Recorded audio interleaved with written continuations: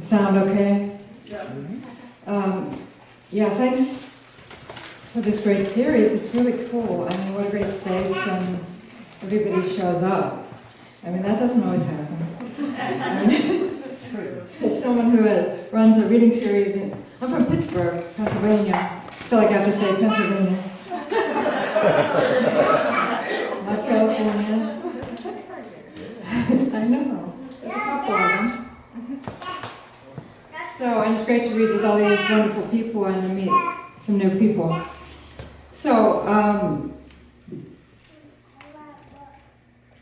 I'm going to start with this poem, Ghost Daddies. I was born in this place called Rosalia Asylum and Maternity Hospital in Pittsburgh.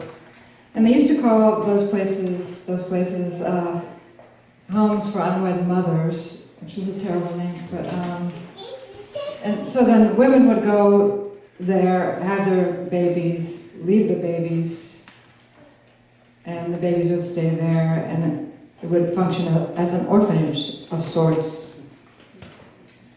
So I didn't know my name until I was in my late 30s.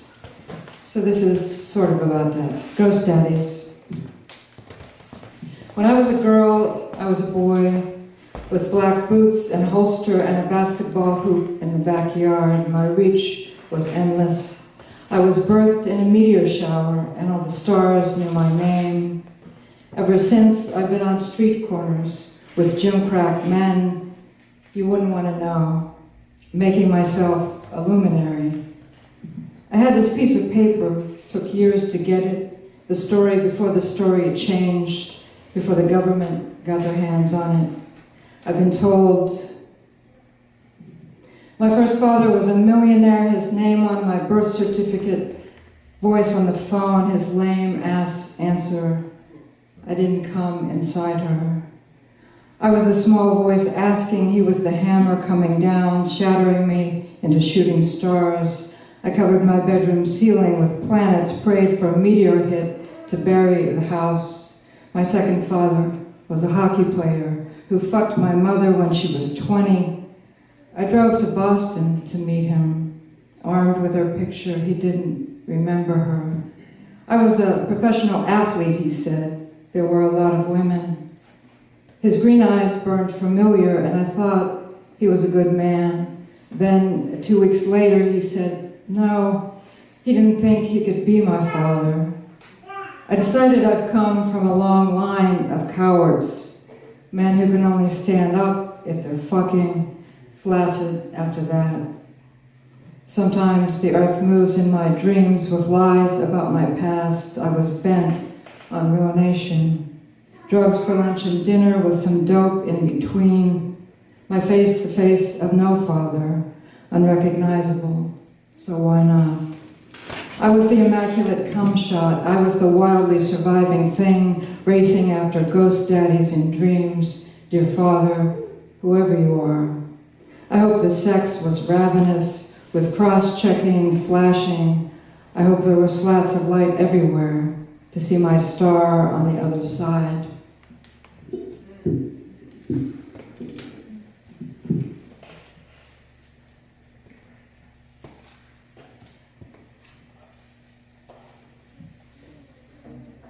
So I found out my birth father was a Canadian hockey player who won 3 Stanley Cups, which is kind of cool, but and explained a lot of things. Why growing up I was always hitting things, and I'm like, that makes sense. Okay. So I used to be a social worker for a while, and a bad social worker. I would cry a lot, which is not effective. So I worked in maximum security prisons, and I was a welfare worker. I worked in abortion clinics. So this is, when I worked in the abortion clinic, there was a 12-year-old girl who came in on a Saturday. This is about that. Abortion with gun barrel. The 12-year-old walks thin like a child. her hair alive in vibrating threads in the clinic light. Her mother, my daughter, I give my permission. And the girl cannot be real, or the sky would burn, not bleed like it does in the waiting room of grown women. The mother in the brittle inner office scribbles her name on the collapsing form. Now move the flying hands of the counselor, who becomes the first bird, stripping the sky blank with air leaving. Now she walks back to the maze of illuminated bodies to find a way to make herself dissolve. Not what I wanted for you, not this. In the inner body of the clinic, the divining of this choice, the small name solid, the songbird stopped. The singing continues. I am the counselor. There are cracks in the barrel of the gun. There is aiming, shots of sorrow, shots of light. I am ruinous with light. We are ruinous with making our lives in the procedure room.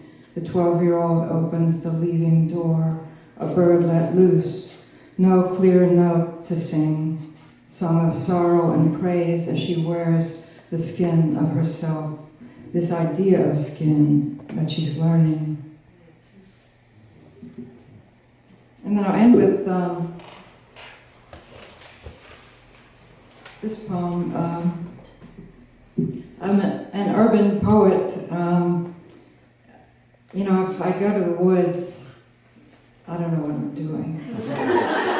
not that I know what I'm doing in the city, but I know a little more. And another way to say it is, I can spot a drug deal at 30 yards in a dark alley, but if you take me outside, it's bad. Okay, so I was in Banff, Alberta, which is so beautiful, and I started writing about animals, and I'm like, I don't know anything about animals. So this is called The Kindness. The mother elk and two babies are sniffing the metal handle of the bear-proof trash bin. I remember the instructions for city people. 3 football fields of space between you and the elk if their babies are with them. I'm backing up slowly, watching the calves run into each other as they bend to eat grass, look up at the mother at the same time. The caramel color of their coat, the sloping line of their small snouts, and I want to hold that beauty, steal it for me. But I'm only on football field number 2 and backing into the woods past the lodgepole pines. Their fragility, their awkward bumping, opens me to a long time ago. A hand on the door. I was walking in to the psych hospital in Pittsburgh, feeling broken and stripped down. A hand on the door from around my body, and I looked up to see the body of a man who said, "Let me get that for you." A hand on the door, and the bottom of me dropped.